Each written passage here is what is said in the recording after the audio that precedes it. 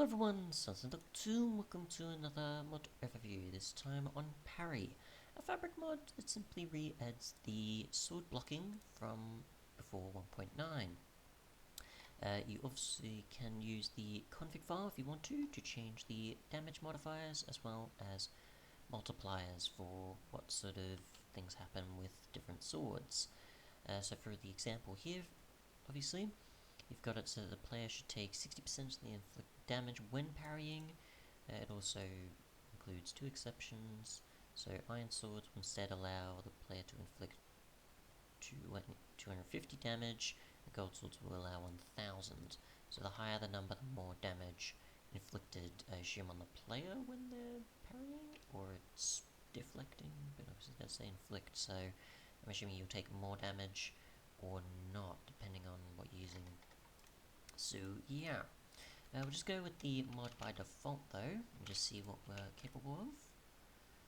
And you can see the, obviously, position of the sword blocking. You can see obviously in third person as well.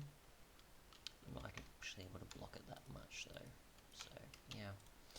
If we go to the actual config, which you can find under .minecraft, and then under here, which I don't think we have the ability to, no, can't tweak it through mod menu.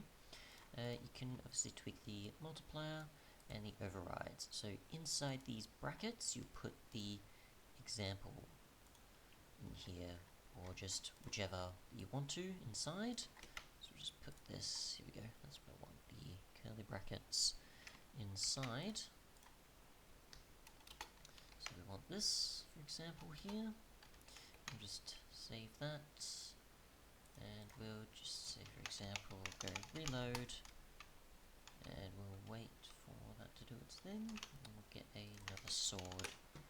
We'll get iron and gold, and see what happens from there. Let's see, just remove the skeleton for now, change it to daytime, get some health, and we'll see what happens when we use these two, and if it will actually benefit us, or actually make things worse.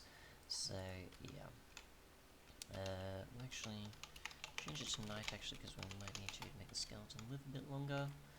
So we'll just try with the sword here, and we'll see by parrying if we can. They're missing for some reason.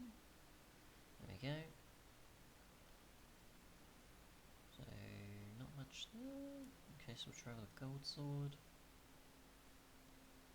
We'll see how much more that does. So there's that. We'll try with diamond, which isn't affected at all. And so we're not noticing any damage differences. If I stand here, not much different happening.